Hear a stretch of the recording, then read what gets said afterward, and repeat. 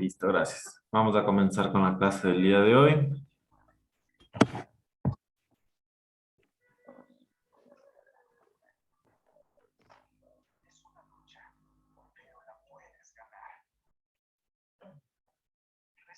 Comenzamos. Vamos a hablar de las vitaminas y de una parte específica y algo muy bonito que es lo que ustedes van a hacer todos los días, que es la administración de ciertos medicamentos, ¿no? Nosotros, a lo largo del tiempo o a lo largo de nuestra vida como tal, desde que tenemos uso de razón, nos han inculcado de qué. Espérenme un ratito porque tiene prendido el micrófono. Por favor, Romina, apague el micrófono.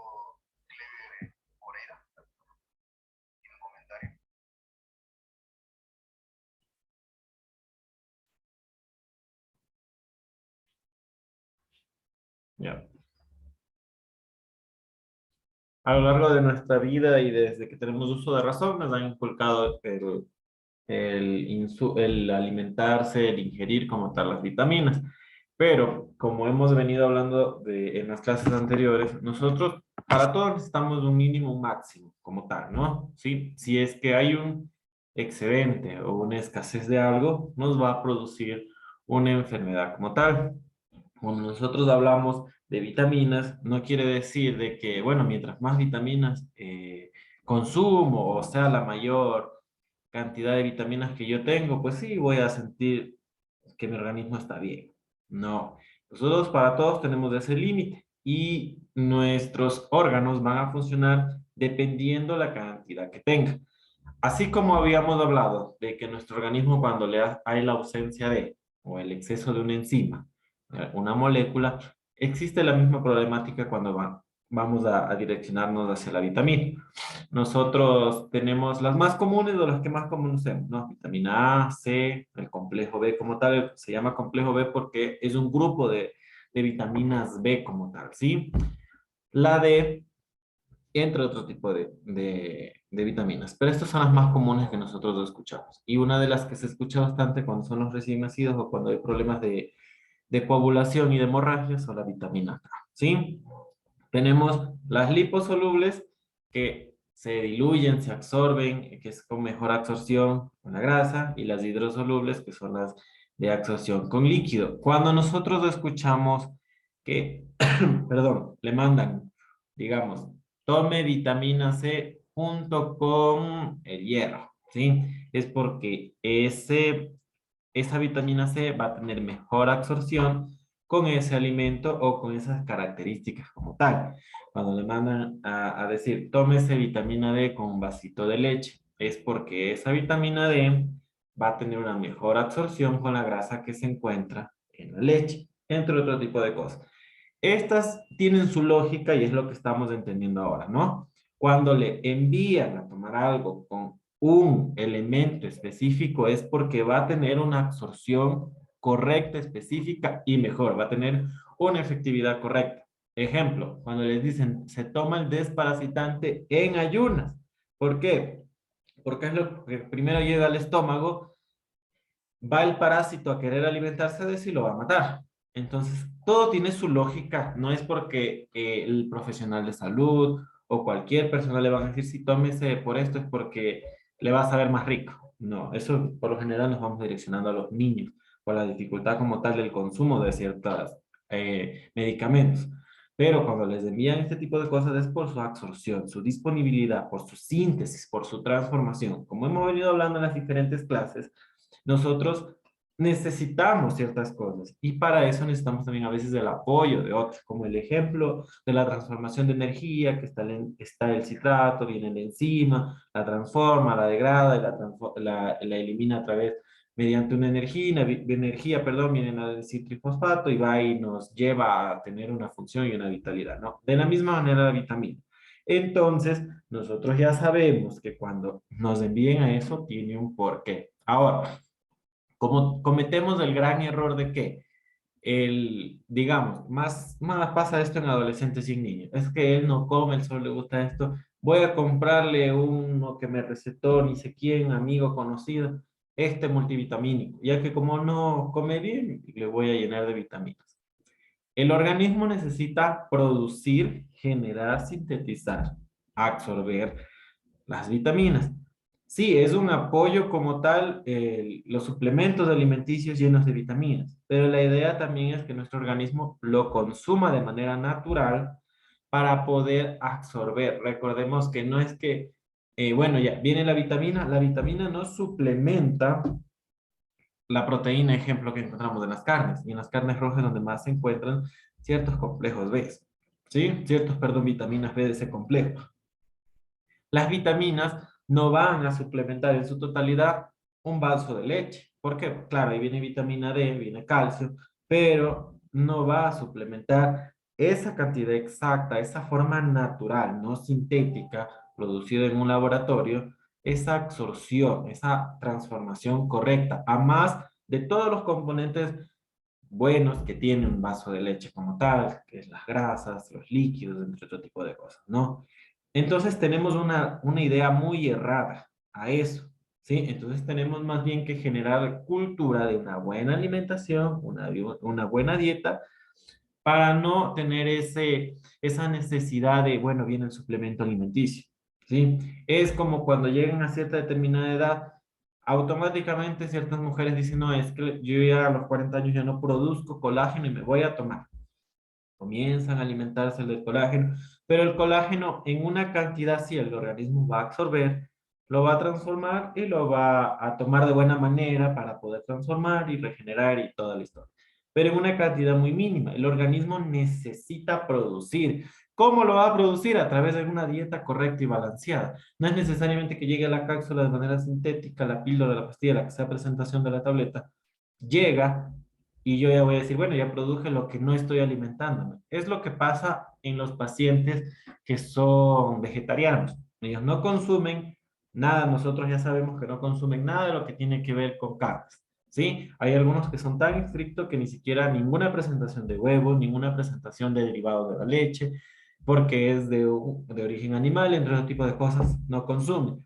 Ellos necesitan constantemente estar con suplementos vitamínicos porque su organismo, aparte que no está produciendo y no está absorbiendo, no está llegando al punto de que la médula necesita esto para poder producir sangre, no la tiene.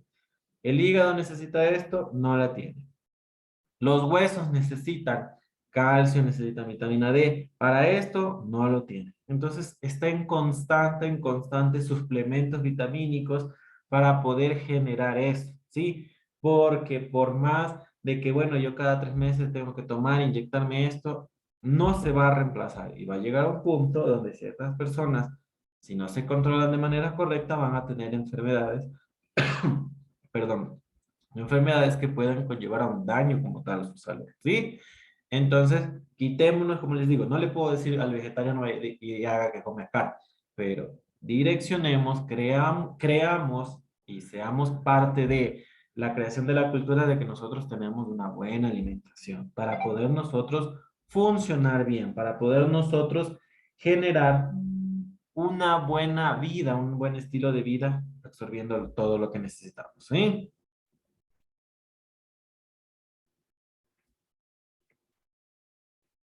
Perdón, me dicen que no se escucha. ¿Sí se escucha ahorita o no? Sí, Licen, fuerte y claro. Ahí Sí, ahorita. Lisa. Gracias.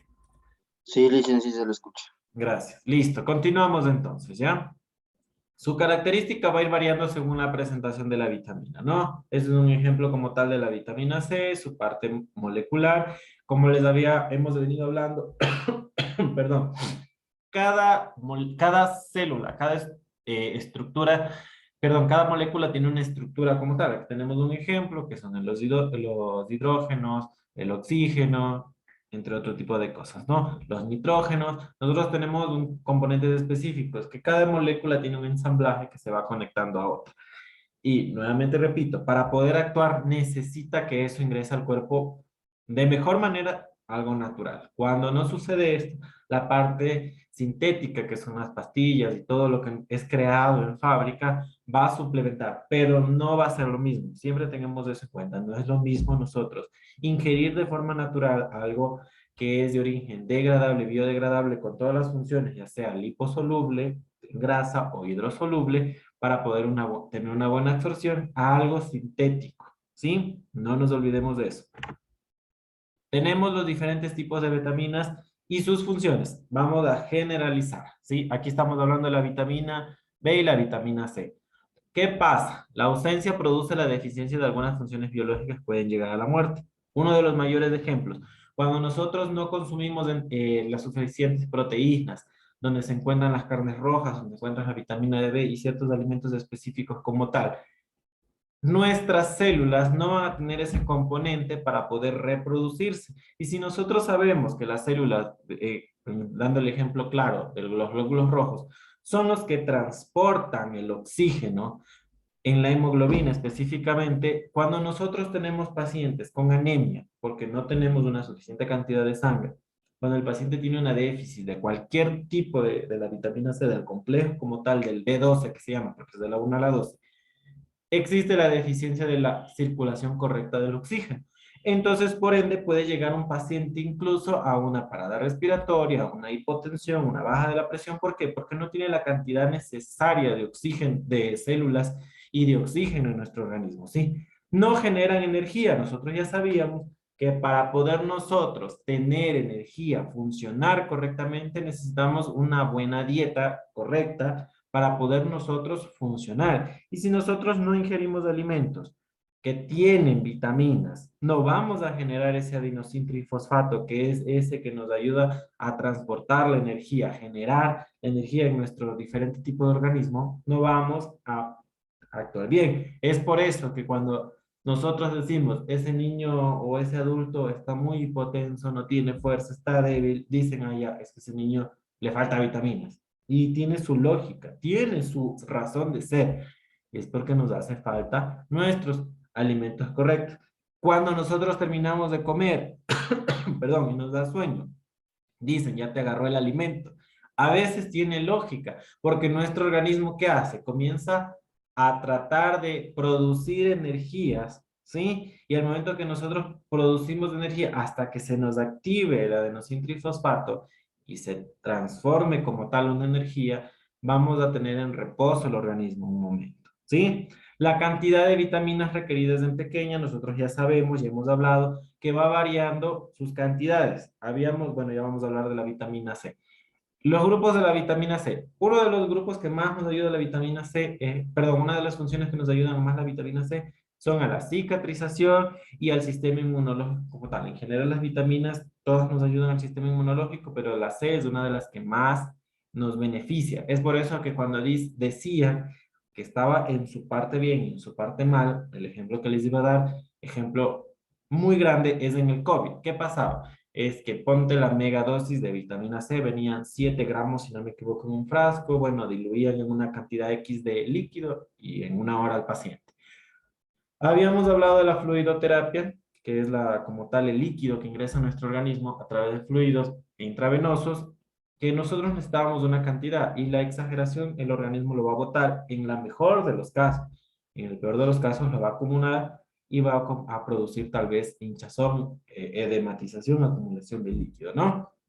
Entonces, cuando nosotros tenemos estas vitaminas C en dosis exageradas, puede incluso llegar a producir daño. Nosotros necesitamos una cantidad mínima, dependiendo del estado nutricional del paciente, dependiendo del estado en ese momento del paciente de su enfermedad o no tenga enfermedad como tal, nosotros vamos a administrar la dosis de vitamina, pero cuando comienza a aumentar las dosis, sí ha habido estudios, ha habido casos clínicos evidenciados que lo que produce la vitamina C es la acumulación de ciertos sedimentos o formación de sedimentos que pueden llevar a producir cálculos como tal, ¿sí? Entonces, ¿qué pasaba? Un ejemplo, en el COVID, 7 gramos del complejo, la megasemig, no me acuerdo cómo era muy bien el nombre de ese fármaco, te administramos para reforzar el sistema inmunológico. Como les digo nuevamente, ayuda en parte, pero lo necesario. Nuestro organismo necesita a lo mucho 3 a 5 máximo ampollas de vitaminas en el día. Cada ampolla tiene 500. Estamos hablando de unos 2 a 3 gramos máximo. ¿Sí? En diferentes horarios, no en una sola dosis, para que el organismo pueda metabolizar, absorber y eliminar, que es nuestro procedimiento normal. ¿Sí? Entonces, ¿qué pasaba? Le administrábamos, ¿qué hacía el organismo? Absorbía lo que necesitaba, era uno, en ese momento 1 gramo, máximo 1,5, y el resto eliminaba, en el mejor de los casos. Y en el peor de los casos, dependiendo, porque había pacientes que se hacían costumbre de irse administrando cada semana, comenzó a acumular estos sedimentos, esta alta cantidad de vitamina C, esta alta cantidad de moléculas innecesarias y comenzó a producir cálculos. Recordemos que se va a filtrar en el riñón y puede llegar a un momento de causar un daño, ¿sí? Entonces, nuevamente volvemos a lo que hemos hablado todo. Nuestro organismo necesita alimentarse en dosis correctas, en horarios correctos, para poder absorber de manera adecuada todo lo que necesitamos. No necesitamos llegar al punto de, bueno, me voy a comprar el frasco de lo que sea de vitamina, a pesar de que yo tengo una buena alimentación. Si yo tengo una alimentación balanceada correcta, yo ingiero lo que tengo que ingerir, necesito tal vez una mínima apoyo como tal, o si no, no lo necesito, ¿sí? Y para eso necesito, recuerden, siempre una evidencia de nuestra química sanguínea, a ver cómo está.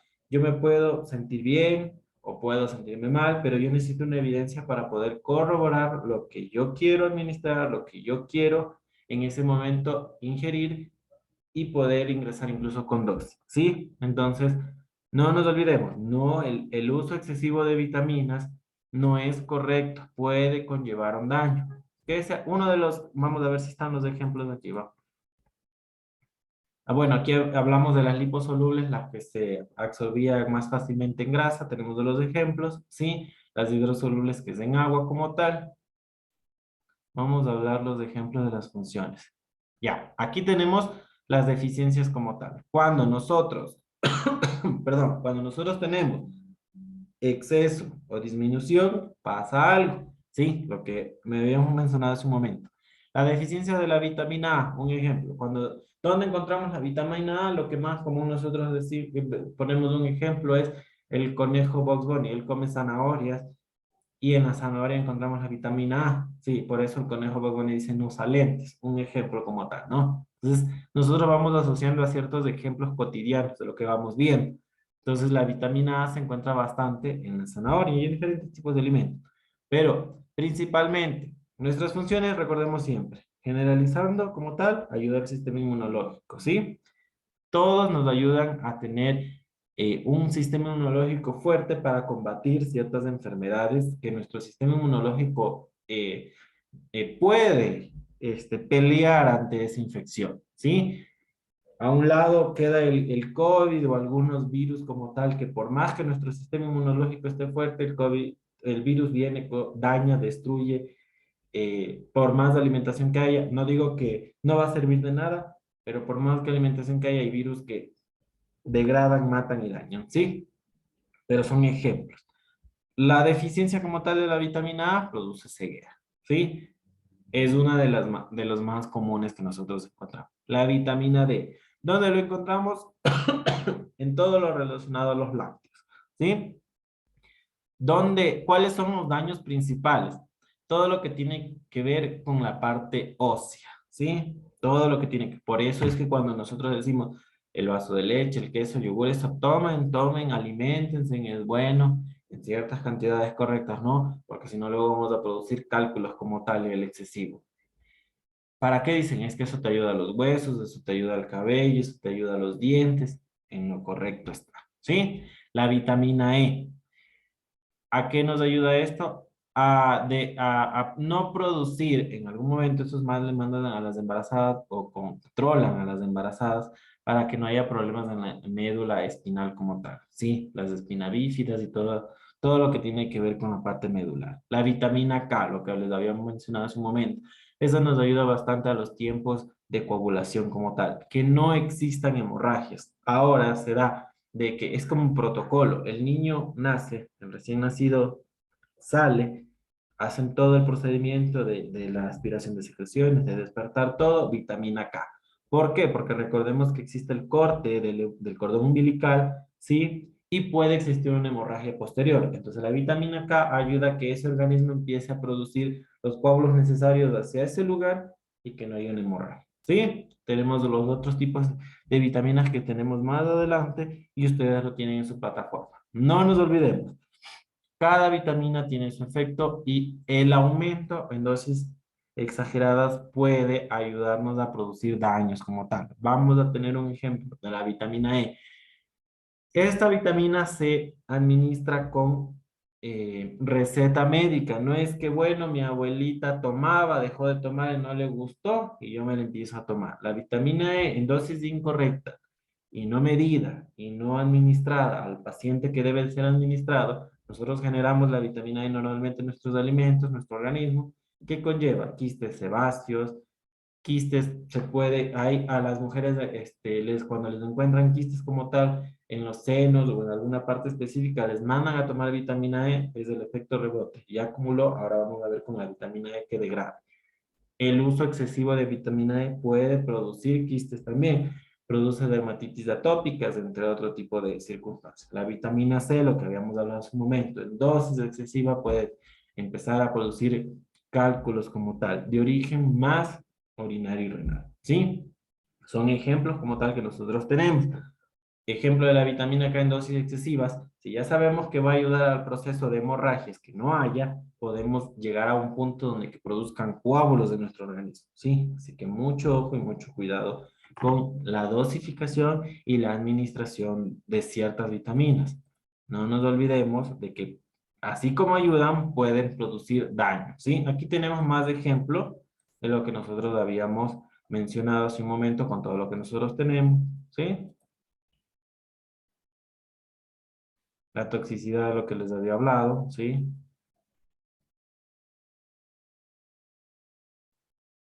De lo que justo lo que se había hablado de los veganos y los vegetarianos, ¿sí? Ellos cuando no consumen estos alimentos necesitan de alguna manera contrarrestarlos y conllevan a tener alimentos. Cuando no consumen de manera correcta el alimento son los pacientes cuando no toman esto les empiezan a agregar ciertos medicamentos para poder contrarrestar lo que el organismo no está funcionando, no está actuando bien, ¿sí?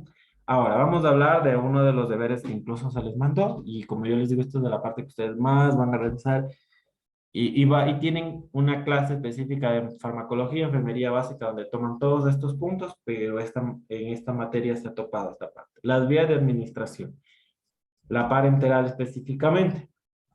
Hay dos tipos de vías, la parenteral y la enteral. Cuando nosotros hablamos de enteral, no nos olvidemos que es como la gastroenteritis, ¿sí? La vía enteral, ¿qué quiere decir? La vía bucal como tal o la vía rectal. Todo lo que tiene que ver el aparato digestivo. Parenteral es lo contrario. ¿Qué es la parenteral? Hace referencia a todo medicamento que ha atravesado, ¿sí? Las membranas de la piel como tal, mediante diferentes tipos de administración, pero siempre rompiendo la barrera de la piel, ¿no? Tenemos los diferentes vías como tal dentro de la parenteral. Hay subdivisiones. Tenemos la intradérmica, subcutánea, intramuscular y la intravenosa. Tenemos ejemplos que vamos a hablar con esta laminita que está aquí. Ya. Siempre recordemos que todo tiene su por qué y para qué. Cuando nosotros hablamos de la intramuscular, su nombre lo dice, va al músculo. ¿Qué pasa cuando yo no administro un medicamento como dice la prescripción? Cuando nosotros estamos hablando de bioquímica y hemos hablado todos de que una molécula necesita a veces un apoyo para poder ¿qué? Transformar, degradar, alimentar y hacer su efecto correcto dentro de nuestro organismo. Ahora, si yo tengo un medicamento que es subcutáneo, como la presentación que tengo aquí, ¿no?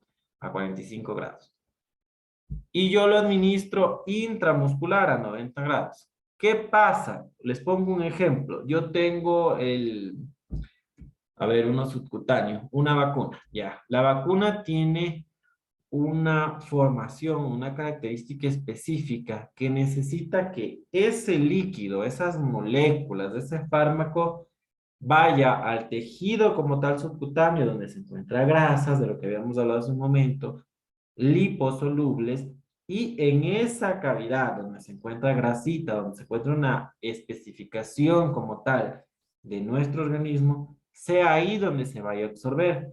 Pero yo ya no cogí la subcutánea a 45 grados, ¿sí? Sino que vine y el apuro lo cogí como que voy a escribir, como tenemos el ejemplo de la intramuscular aquí, a 90 grados. ¿Y qué pasa? Ese medicamento, como vemos aquí, atraviesa epidermis, dermis, el aponeurosis que está sobre el músculo y llega al músculo. Yo envío el medicamento, hago la técnica correcta, hago todo, pero no es la vía correcta del medicamento. ¿Qué pasa? El organismo, pero sí, el organismo detecta esa cantidad de líquido, esas moléculas. ¿Y qué hace nuestro organismo? Como no es algo que se debió quedar ahí y absorber, va y ataca eso porque es algo extraño.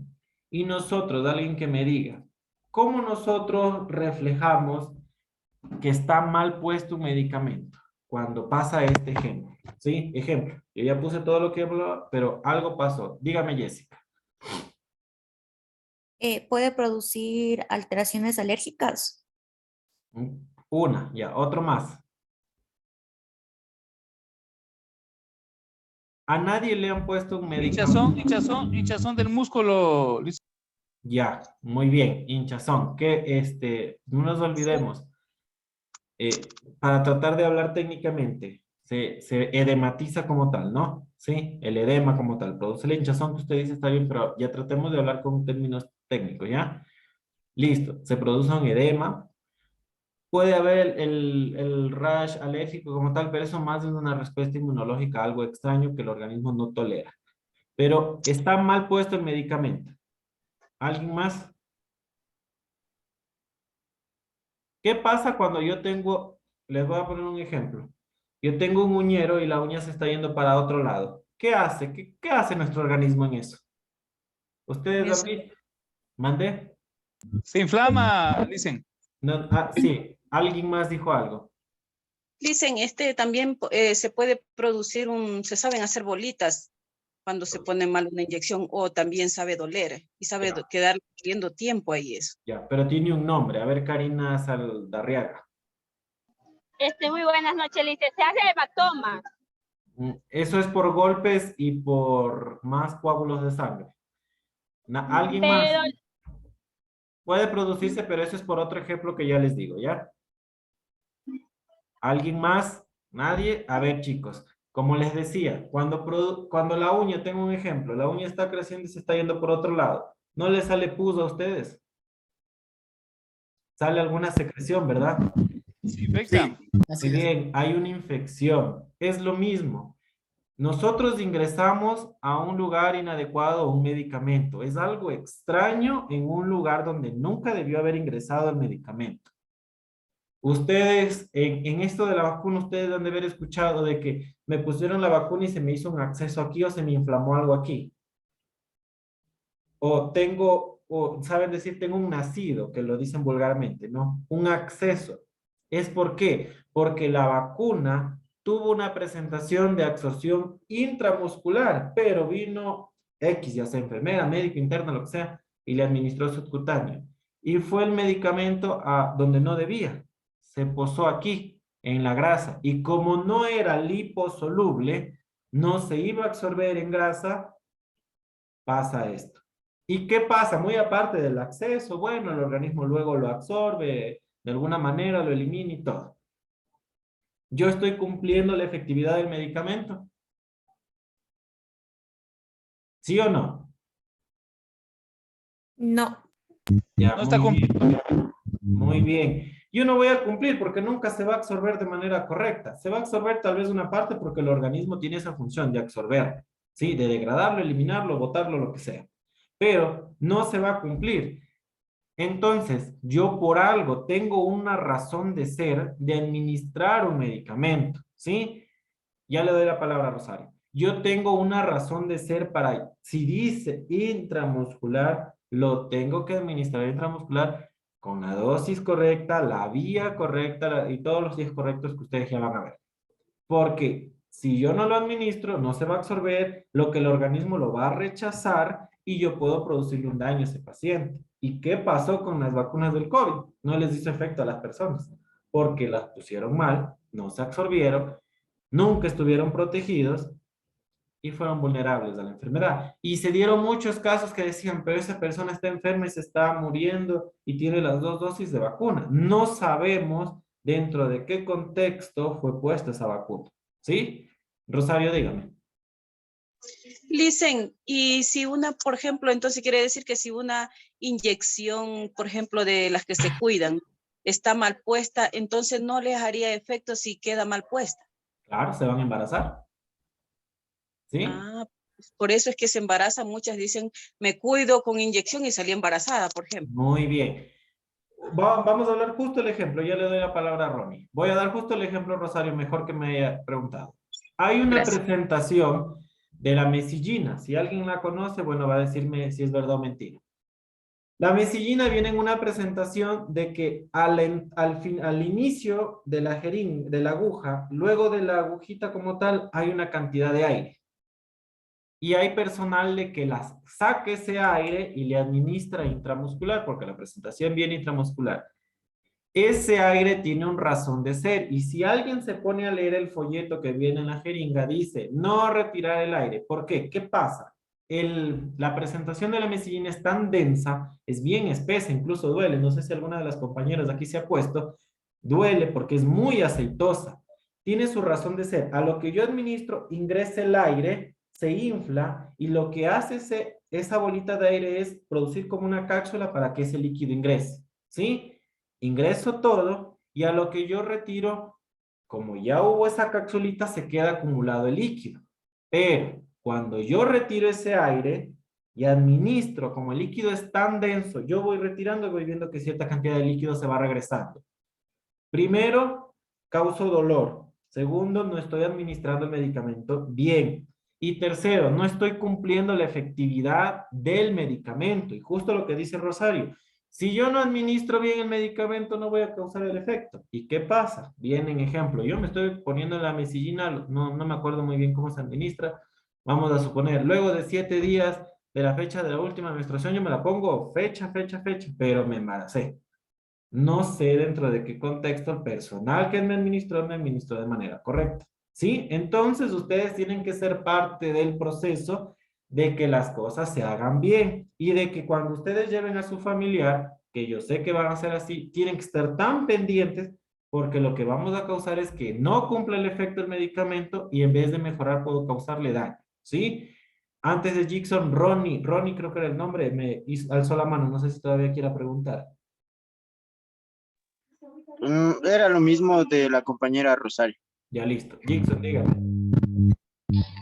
Le dicen buenas noches. Es normal que al momento que usted esté poniendo una inyección para cuidarse a las mujeres, al momento de retirar ya la inyección salga un poquito de sangre. Sangre sí, puede salir una mínima cantidad de sangre, pero recordemos que hay líquidos, en la sangre como tal es roja, ¿no? Sí, pero si ya sale sangre con más tinte, perdón, líquido con menos tinte de sangre, puede que se esté regresando el medicamento. Es por eso que en algún momento cuando ustedes vayan a ver su práctica, ustedes ven que con una mano en una parte tienen la toronda, en otra parte sostienen el músculo, administran, sostienen, aspiran, ingresan el medicamento y al retirar de una están en sus manos, es técnica que van aprendiendo, el algodón para que no haya el retorno como tal y haya la absorción correcta, ¿sí? Tratemos de ver lo que sale, ¿sí? Luis. Dicen, una pregunta, la doloneurobión, obviamente se aplica intramuscular, ¿no? Sí. Es media aceitosita y color rosado. Esa es la que decía, que el momento de administrar sabe quedar una burbujita ahí, dicen. Esa burbujita, verán, la doloneurobión es 2 medicamentos, es complejo B y desinflamatorio. Al momento que yo mezclo, siempre en la parte de arriba queda una mínima cantidad de aire. Es para lo mismo que estábamos hablando de la mesillina. Claro que a diferencia de la mesillina, el doloneurobión, si yo lo administro un 90%, el efecto va a disminuir muy poco a quitarle el dolor. A diferencia de yo suspenderle un anticonceptivo y el riesgo de que quede embarazada, ¿no? Es un poquito más, se podría decir grave, ¿no? Tampoco podemos minimizar como tal porque puede que el umbral del dolor del paciente sea muy bajo o alto, como sea, pero tengo que tratar de hacer las cosas correctas, ¿sí? Si queda esa cantidad mínima de aire, no voy a matar porque va al músculo. También va a ser mínima, no es que le voy a poner 5 centímetros de oxígeno, de aire, perdón, en el músculo, ¿no? Es una mínima cantidad y si esa mínima cantidad queda, pues la voy a administrar para que cree esa cápsula como yo les decía y no hay ese retorno, ¿sí? Listo, vamos a continuar y luego vamos a seguir hablando. Entonces, tenemos el ejemplo del intramuscular y tenemos el por qué. Vamos a irnos al otro lado. Si yo tengo un medicamento, el diclofenaco, en la presentación incluso dice cómo yo puedo administrar ese medicamento. A veces la ampolla dice IM y B. Yo ya sé que IM es intramuscular y B es intravenoso, ¿no? A veces. Pero en otras presentaciones, depende del medicamento, dice exclusivo IM, exclusivo IB. Ahora, vámonos a la parte donde el medicamento dice IM. Y yo no leí, yo no escuché. Recordemos siempre, por favor, la comunicación efectiva al momento de yo hacer algo. El médico me dice, doctor, doctora, lo que sea, digamos, 75 de diclofenaco intramuscular, sí. Doctora, voy a administrar los 75 de diclofenaco intramuscular si yo no tengo algo escrito. Y si yo tengo algo escrito, yo ya conozco, yo ya sé, voy a ver que esté bien escrito y bien indicado. Pero si yo tengo la duda, yo ya sé que el diclofenaco solo lo pongo intravenoso, intramuscular, pero la doctora me escribió IM, digo IB, entonces dice intravenoso. Yo voy a cerciorar, voy a hacer mi doble verificación a preguntarle, porque puede que el médico en el apuro, en el estrés del trabajo, en la sobrecarga, se haya olvidado de hacer bien la M y esté hecha una B. Entonces yo estoy mal interpretando, ¿no? ¿Qué pasa cuando yo mal interpreto, yo no escucho, no leo, no cercioro, no conozco, lo que sea, y yo administro un medicamento intramuscular en la intravenoso? Primero lo que yo les digo, no va a ser un efecto como tal, ¿no? ¿Sí? ¿Por qué? La molécula no está hecha para la absorción en esa vía. Está preparada y lista para que vaya al músculo, ahí se absorba y ahí funcione. Ese es en el mejor de los casos que no haga función. Ahora vámonos al lado donde va a complicar al paciente. Las moléculas del intramuscular son tan grandes que pueden llegar a producir un daño en la vena, pueden llegar a producir una flebitis, que es el quemar e inflamar esa vena.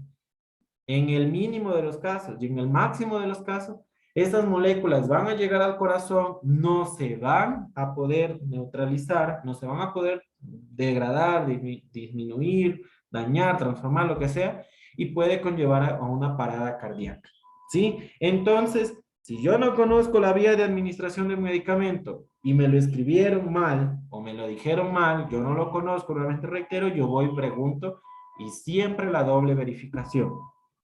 A veces, nosotros, ejemplo, yo trabajo en la terapia intensiva de la Andrade Marín, tuvimos un medicamento que ingresó y en la presentación decía intramuscular, pero todos los médicos comenzaron a poner intravenoso. Y nosotros tuvimos un dilema de que todo lo que ya les he hablado, y ellos decían, no, es que las moléculas, y nosotros decíamos, ¿dónde está el estudio? Y nadie nos presentó el estudio, hasta que vino farmacia un cierto día y presentó el estudio, y sí, el laboratorio certificaba que a pesar de que en el frasco decía IM intramuscular, se podía administrar intravenoso en dilución de el otro acompañante que era el lactato Ringer, diluido en 10 ml para poder neutralizar un poco las moléculas y poder administrar. Entonces, si yo no conozco, por favor, nuevamente les digo, doble verificación, voy a investigar, voy y pregunto para no causar daño, porque hay medicamentos, como les digo, en el mejor de los casos, no absorben, no funcionan y se eliminan. Pero hay medicamentos que pueden llegar a producir una muerte, ¿sí? Quemar la vena, dañar esa extremidad. Ha habido casos en los que pueden quemar ciertas músculos, ciertas extremidades y llegan al punto incluso de una amputación, ¿sí? Así que muy en cuenta. Por eso es que ustedes han escuchado tal vez casos antiguos, hay lugares específicos de administración, ejemplo en el glúteo, y ustedes han escuchado, es que a esa persona cuando era niño le inyectaron mal y no mueve una piernita. Hay un nervio que atraviesa un músculo en la parte del glúteo que si uno lo topa y no cercioró, no hizo la técnica correcta, puede llegar a tener parálisis toda su vida, ¿sí? Así que muy en cuenta, cuando vayan a aprender las vías de administración ya en práctica, porque ahorita solo se generaliza y tienen, como les digo, una clase específica de esto, aprendan bien, vean bien, si no conocen, busquen a alguien que sí conozca, lean, consulten, para que no sean parte del problema, sino parte de la solución y parte de la mejoría de los pacientes. ¿Sí? Tenemos los ejemplos como tal que ya vemos aquí y ya hemos hablado de de todos los posibles causas y posibles campos que pueden causar un daño. ¿Sí? Cuando no se administra en la vía correcta. Es por eso, siempre cuando yo voy a administrar de manera parenteral y que no sea la intravenosa, yo tengo que aspirar para verificar que no haya retorno de sangre. Porque si hay retorno de sangre, yo puedo asociar de que esté en un vaso sanguíneo, en un nervio, en un capilar pequeño, en una arteria o algo específico. Y si yo ya sé que yo estoy administrando un medicamento que va subcutáneo, yo aspiro y hay retorno de sangre, yo ya sé que estoy mal y tengo que cambiar de lugar de administración, porque puedo llevar a todo lo que hemos hablado, a que vaya al torrente sanguíneo, dañe, queme y pueda producir hasta la muerte de, ¿sí? Cuando voy a administrar de manera intravenosa, yo ya sé que como su nombre lo dice, va a la vena, yo tengo que aspirar, cerciorar de que esté en vena, hay retorno de sangre, sostengo y voy enviando, dependiendo el medicamento. Siempre, por favor, cuando vayan a administrar un medicamento, tengamos en cuenta, espero darles farmacología, pero cuando vamos a hablar de farmacología, ¿sí? Nosotros, aparte de saber, ejemplo, uno de los medicamentos que más nosotros ponemos, ketorolaco, dicen, es que a mí me duelen, lo que sea que les duela. Y a mí me dicen, cada que yo voy que me duele, me tienen que poner ketorolaco, y como yo ya sé poner, o yo ya tengo un conocido que me pone, voy, compro en la farmacia cada que me duele y me administro. Yo ya sé que es para el dolor. Es uno de los principales medicamentos analgésicos. Pero el efecto adverso, ¿cuál es el efecto adverso del ketorolaco? Falla renal. Entonces yo no puedo estar a cada rato inyectándome ketorolaco. Yo no puedo estar diciendo que cada vecino que venga a poner o cada familiar que venga, bueno, pongamos. Nosotros somos parte del problema a veces, ¿sí? Entonces, para poder yo administrar un medicamento, tengo que saber para qué sirve y qué va a causar en ese organismo ese medicamento. No solo me va a aliviar el dolor, me va a causar algún problema a corto o a largo plazo, ¿sí? Entonces, si le dice el doctor administrar ketorolaco en 10 minutos, 5 minutos, como sea que le indique, pues yo le voy a administrar, me voy a sentar y voy a administrar lentamente como está la indicación. ¿Por qué? Porque yéndonos al ejemplo del evento adverso grave, sí, la falla renal. Pero el evento adverso, en ese momento, si yo lo administro muy rápido, es una hipotensión. El paciente se me puede desmayar en ese momento si yo lo administro muy rápido, ¿sí? Entonces, por favor, si voy a administrar algo es como diga la indicación. Si yo no conozco, yo pregunto, indago y la doble verificación para yo no generar un daño a ese paciente. Por favor. Cuando ustedes van a administrar de intravenoso, ya sabemos que hay un sinnúmero de medicamentos. Puede ser venosa continua, con el catéter, solo con la jeringa, administrar el medicamento, retiro y otro tipo de cosas. A veces solo queda el catéter con el dish, la llave de 3 vías y estoy administrando según la indicación, fluidoterapia continua, hidratación, entre otro tipo de cosas. En el intramuscular ya dimos ejemplos, hay vitaminas, perdón, hay vacunas, hay, bueno, diferentes tipos de medicamentos. Subcutáneo, debajo de la capa de la piel, ¿no? Estamos viendo aquí el ejemplo. A un grado de 45 vemos cómo tomar también la jeringuilla, ¿sí? Uno de los mayores ejemplos que nosotros conocemos más es la insulina, ¿sí? Ustedes, la mayoría han escuchado o han visto que se administra alrededor del ombligo, ¿sí? ¿Por qué nosotros administramos en esa parte? Porque es donde nosotros tenemos más grasa. No sé si se han dado cuenta que es nuestro mayor depósito de grasa. La mayoría. Generamos pancita. Es nuestra mayor reservorio de grasa. ¿Y dónde? Como vemos aquí, ¿dónde es que se administra esto? ¿Dónde se absorbe? En la grasa. Sobre el músculo y debajo de la piel, que está la aponeurosis, que vemos aquí la grasita. Ahora, nosotros, si tenemos pacientes diabéticos, nosotros sabemos que esos pacientes se van a inyectar insulina a diario, a veces 1, 2, 3 veces al día, dependiendo la dosis, dependiendo el daño que tengan y la necesidad. Yo no puedo inyectarla en el mismo lugar los 3 veces al día. ¿Qué hago? Por lo general, no sé si, espero que alcancen a ver, déjenme dibujar algo así medio.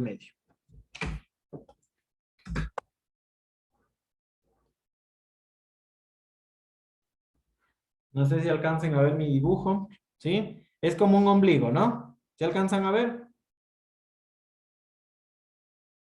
Sí, dicen. Ya, listo. Sí. Sí. Ya, ahora, cuando nosotros tenemos el ombligo, nosotros aquí tenemos en la parte superior el plexo solar, que es como una masita de un nervio. Y ese nervio tiene ramas, ¿sí? Y principalmente pasa una rama aquí, en medio del ombligo, ¿sí? Cuando nosotros hacemos la inyección de la subcutánea para la insulina, nosotros nunca vamos a la línea media, siempre decimos a las manecillas del reloj. Iniciamos, ¿no? Está el 12, nunca en el 12, 1, 2, así sucesivamente, menos en el 6 de abajo tampoco, porque ahí pasa una línea de un nervio y puede producir daño y más dolor de lo que ya causa una inyección, ¿no? Entonces, ¿qué nosotros comenzamos a hacer? Igual como les decía, amanecía el dolor, comenzamos del reloj, perdón, comenzamos a alternar aquí, luego aquí, luego aquí, luego aquí, nunca en medio y empezamos a girar así de 2 dedos hacia afuera para la administración de esta manera y de esta manera. ¿Sí? Siempre administramos así, ir alternando, porque si yo no alterno y en el mismo lugar yo estoy administrando, lo mismo va a causar un absceso, a causar una atrofia, un daño de ese lugar, porque yo estoy administro y administro y administro en el mismo lugar. A veces, digamos, a las 6 de la mañana se administra la insulina. Viene en la noche, tal vez de lo tan dañado, porque hay pacientes que se administran 2 o 3 veces al día, todos los días insulina. Más a un ladito ya se produjo un coágulo, más al ladito se produjo una atrofia, y yo no dejo que haya el proceso de cicatrización o el proceso de recuperación. Entonces yo me tengo que ir alternando en las manillas del reloj como yo les decía, ¿sí? Es por eso que se hace esa rotación, ¿sí? Rosario, dígame, tiene alzada la mano. Le dicen una pregunta. Cuando usted dice que, por ejemplo, se va y se mete la inyección, ¿no es cierto? ¿No es cierto? Y absorbe y le sale sangre. Uno saca la inyección y para volver a poner, igual tiene que ingresar ese pite de sangre que ya quedó adentro de la inyección en otro lado. Verán, como es una cantidad mínima, no va a alterar la composición del medicamento. Lo correcto es eliminar eso. Pero les voy a poner un ejemplo. El Filgrastim, que es un medicamento para pacientes inmunodeprimidos, ¿sí? Creo que vale $300 la ampolla, si no me equivoco. Si yo absorbo y digamos que se me viene una mínima cantidad de sangre, yo no la voy a botar. Como les digo, no me va a alterar, va a ser una mínima la alteración porque no va a dañar como tal. Cambio de lugar, como ya conozco la rotación, ejemplo, en el caso que es subcutáneo, porque ese medicamento se administra subcutáneo, me voy al otro lado, aspiro, no hubo, e ingreso. Y trato de hacerlo lo más pronto posible, porque la sangre, ¿qué va a producir? Va a producirse un coágulo si yo no hago de manera pronto, ¿no? ¿Sí? No va a alterar, pero porque es mínimo, tampoco es que yo voy a absorber todo. Voy a absorber un poquito, no hay retorno, ingreso. Veo que hay retorno, saco y cambio de lugar, ¿sí? No va a alterar, es una alteración muy mínima, a veces no causa nada de alteración, ¿sí? Ok, gracias, Liz. Ya. Entonces, tenemos los ejemplos, ya conocemos, por favor, administremos bien. La intradérmica, como su nombre lo dice, dentro de la dermis, dentro de la capita de la piel que estamos viendo aquí.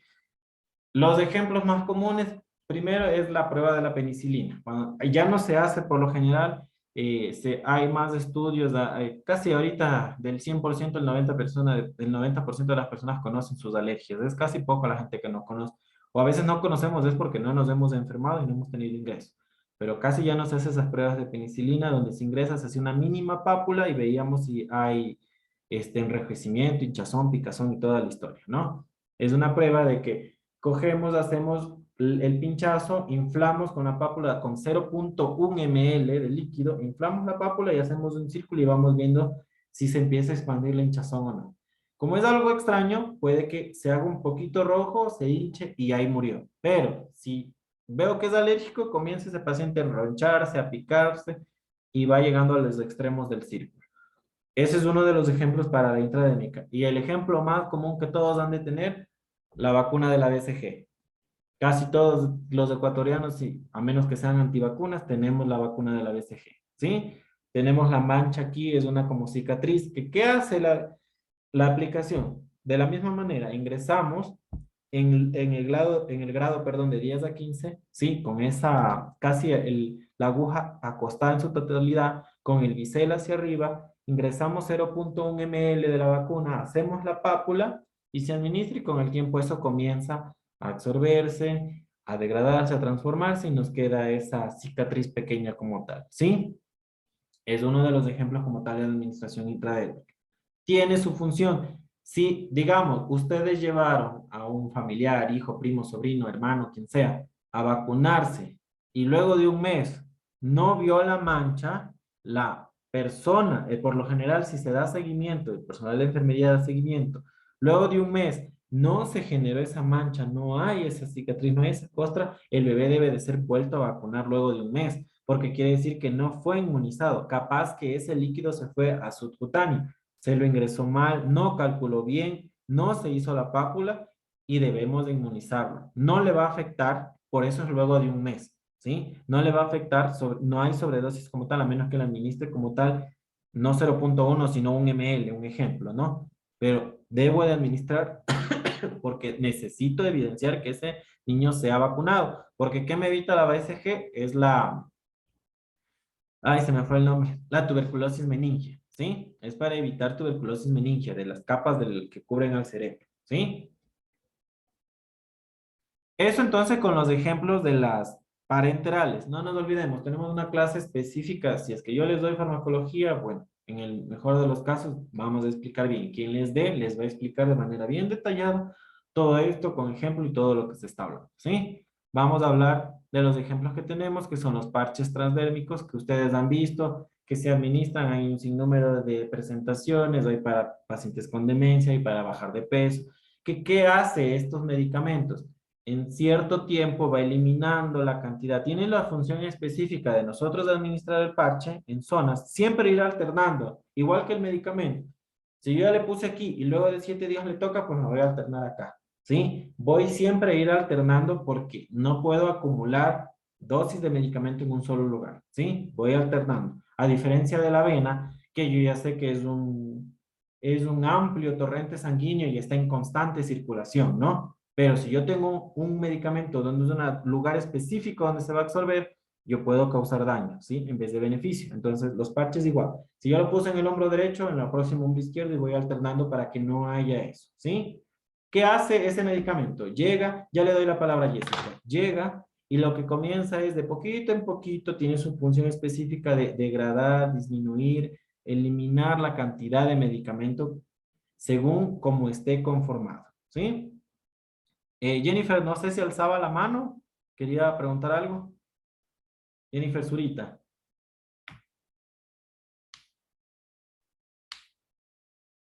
¿No? Ya listo. Le dicen una preguntita, esos parches son para el dolor. Ya, espérese Luis que le di la mano a Jennifer. Dicen, disculpe, una pregunta, por ejemplo, en caso que el niño, por ejemplo, ya creció, ¿no? Y no me di cuenta que no le salió no le quedó la cicatriz de la vacuna, entonces, ¿ahí qué le provoca al niño? O sea, ¿cuáles son las causas? Sí, verá, si no le produjo la mancha que nosotros tenemos, la cicatriz, ¿sí? Lo que puede es que el niño esté expuesto a cualquier virus relacionado al bacilo de Koch, ¿sí? A todo Pero, lo que por produce ejemplo, tuberculosis. y por ejemplo, dependiendo la edad, o sea, ya tengo unos 5 años, 6 años, ¿sí se le Ya no puede le colocar sirve, la vacuna? ya no le sirve la vacuna. Por eso es que nuevamente les digo, yo ejemplo, estoy haciendo mi atención en un centro de salud, yo le vacuné al niño, lo correcto es que a los 2 meses regresen conmigo mismo para yo seguirle poniendo la vacuna, a menos que haya cambio de sector. Si van a otro lado, las enfermeras de cada centro de salud tienen como protocolo, como tarea, lo que sea, verificar que las vacunas den su seguimiento y tengan su efectividad. Si no tiene la cicatriz, no tiene la costra, no tiene la verificación, pues tiene que investigar e indagar para ver si le administra, porque esa vacuna se administra hasta cierto tiempo de edad y hasta cierto peso como tal, ¿sí? No se puede administrar porque no le va a hacer efecto, ¿sí? Ya, Licen, gracias. Ya, Jessica me preguntó algo y luego Luis, aunque ya le escuché la pregunta de Luis, dígame. Licenciado, disculpe la pregunta. Lo que pasa es que me dejó igual con respecto a lo que dijo mi compañera, que no le quedó la cicatriz. Realmente la mayoría de mi familia no tenemos la cicatriz, entonces no sé a qué debido es. Puede que esté mal puesta la vacuna. Y eso pasaba mucho les estoy hablando hace unos 10 años atrás, donde en los centros de salud casi no existían enfermeras, existían enfermeras rurales o auxiliares. Ya no existían las profesionales de salud como tal, como ahora que hay más enfermeras como antes. Ustedes veían que antes en los hospitales más habían auxiliares que enfermeras, ¿sí? Ahora es lo contrario. Hay más enfermeras que auxiliares. Puede que no haya estado administrado como tal el medicamento. Y nuevamente lo repito, lo mismo que a Jennifer.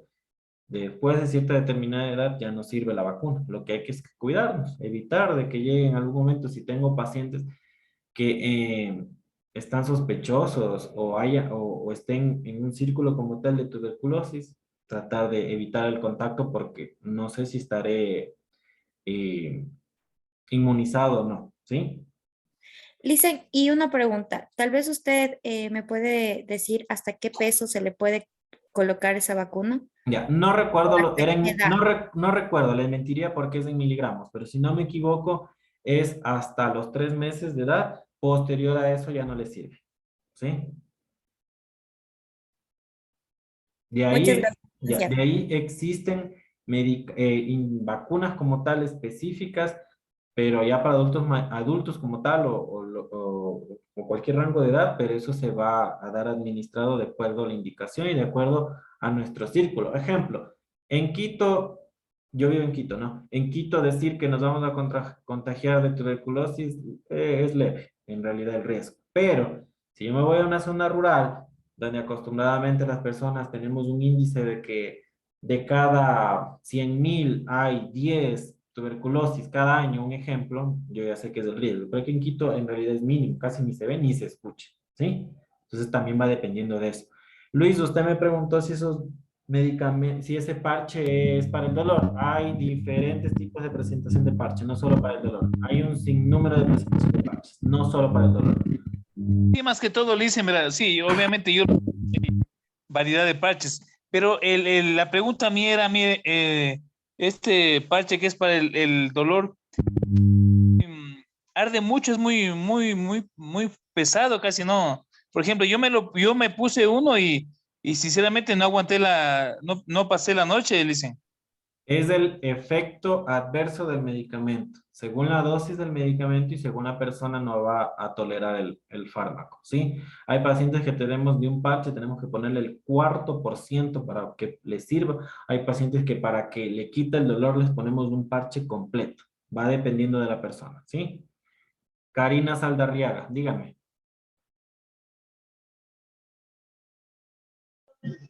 Dice, así mismo como las compañeras le preguntaban cuando no tiene la marca, pero se pueden poner refuerzos cuando ya sean adultos. Nuevamente les digo, sí existe, pero eso va dependiendo del lugar, del médico y de todo lo que le recomiende. No es de irse y decir, póngame la vacuna de la fiebre amarilla, un ejemplo. Eso se les pone, depende, incluso ustedes saben que los que van al oriente es donde existe el alto riesgo entonces por eso se administra allá, cuando van a vivir allá o a visitar o lo que sea. Mientras no le recomiende y usted sea de las personas que tenga el seguimiento con los médicos y se haga atender, no es necesario. Todo va a depender de eso, ¿sí? Ya, y otra pregunta, dice, un ejemplo, no tiene la marca, pero es un problema que tenga crónico, el asma, un ejemplo. ¿Afecta bastante en eso? El problema a ver, verán, la tuberculosis meningia, nuevamente les digo, el bacilo de Koch que causa tuberculosis va a afectar a diferentes órganos. La vacuna como tal, lo que nos ayuda es evitar tuberculosis meningia, ¿sí? La parte de las meningias son capitas que cubren al cerebro. Si es que nosotros no nos vacunamos y llega el bacilo de Koch, puede que nos cause como tal procesos meningios o procesos respiratorios, porque ya hemos tenido como parte del virus para poder evitar cualquiera de las dos. Ahora, agreguémosle al asma que usted me dice que tiene una persona, hasta una simple gripe le puede afectar, no necesariamente irnos a la tuberculosis, ¿sí? Una simple gripe le puede afectar y puede llegar a producirle la muerte, ¿sí? Mucho cuidado con eso. También hay diferentes tipos de daño o de afectación dependiendo del asma que tenga el paciente, ¿sí? Y terminamos con Jackson, que alzó la mano también.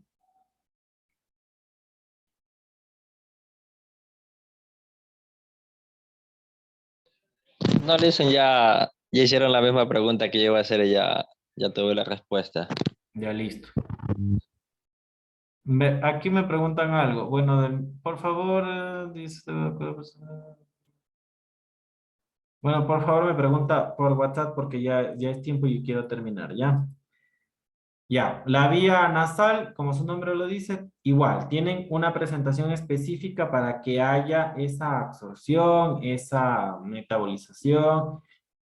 Hay una parte muy específica que cuando ustedes, no sé si les mencioné, nuestra nariz tiene una función, que es humedecer, calentar, ¿sí? Ese oxígeno que nosotros ingresamos. Y les puse el ejemplo cuando nosotros dormimos frente al aire acondicionado del frío y al día siguiente amanecemos con la nariz irritada y sin poder respirar. ¿Por qué? Porque el oxígeno no está siendo ingresado de manera correcta, porque por más que nuestra nariz nos funcione, no está produciendo esa humedad, esa temperatura correcta para hacer el intercambio gaseoso, ¿no? Entonces, un ejemplo, la mayoría piensa que el medicamento solo es el que yo le administro, ejemplo, la presentación así. El oxígeno es un medicamento, ¿sí? En presentación gaseosa. Ustedes han visto que cuando yo voy a administrar el oxígeno, pasa por un humidificador. Y si ustedes van y topan el humidificador, está tibiecito y por ende húmedo, ¿no? Porque ¿qué hace? El oxígeno pasa por ahí, se transforma en líquido como, perdón, en oxígeno húmedo tibio y de ahí va la nariz.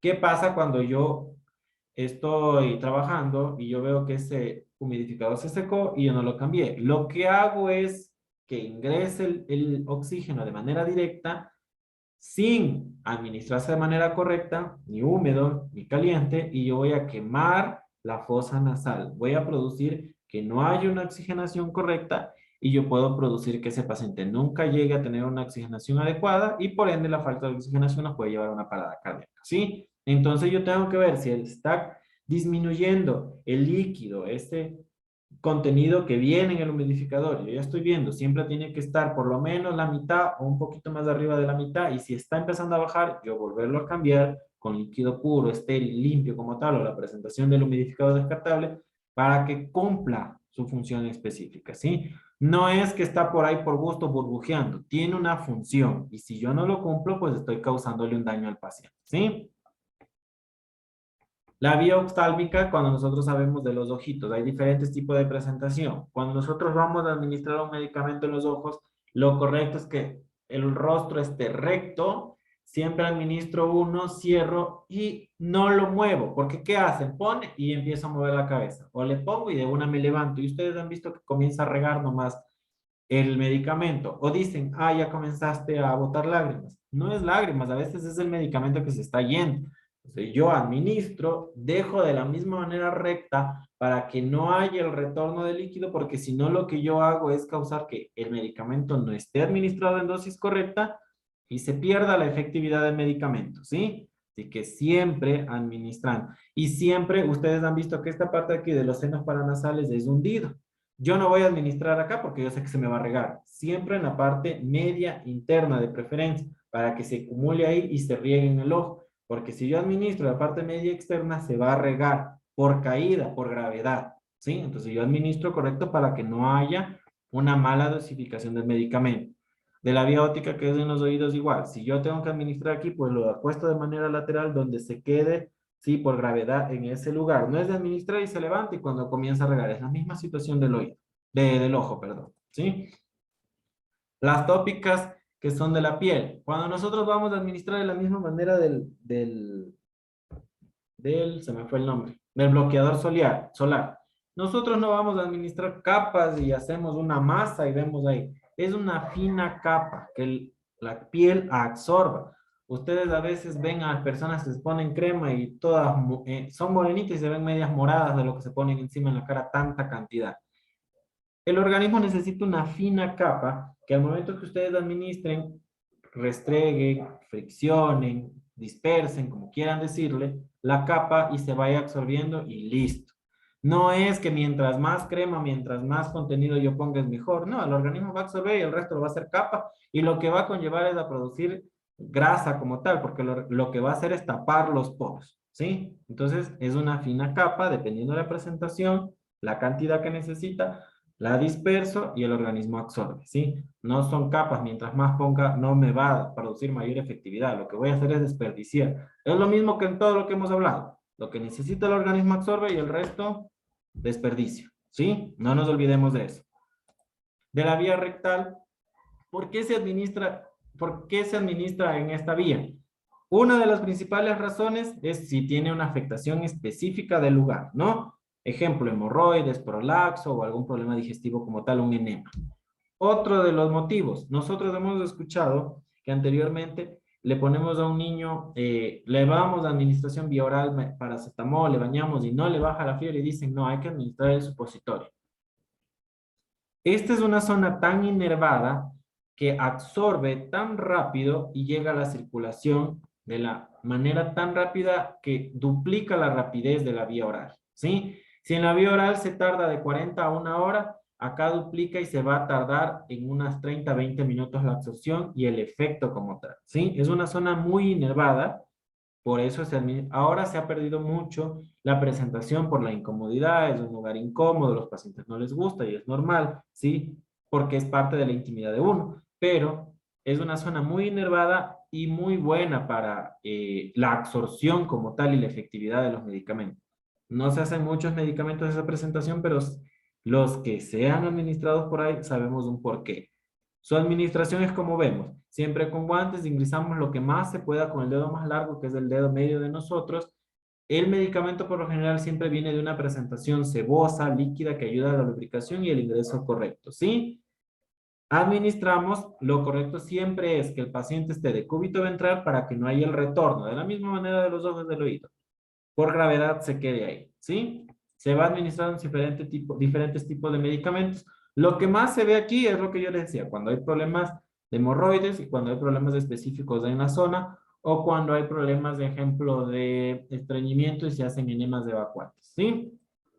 Y la vía vaginal, como su nombre lo dice, es intravaginal. Hay cremas como tal, hay óvulos, hay diferentes tipos de presentaciones. La misma historia. Voy a ingresar con el dedo que trato de hacer que sea más largo, siempre con guantes, tratar de hacerlo de la manera más limpia, igual que en la parte rectal, es una parte íntima, siempre cuidando la integridad de la paciente, ¿sí? Ingreso, que la paciente esté acostada unos minutos para que por gravedad no baje, si no se comience a absorber, ¿sí?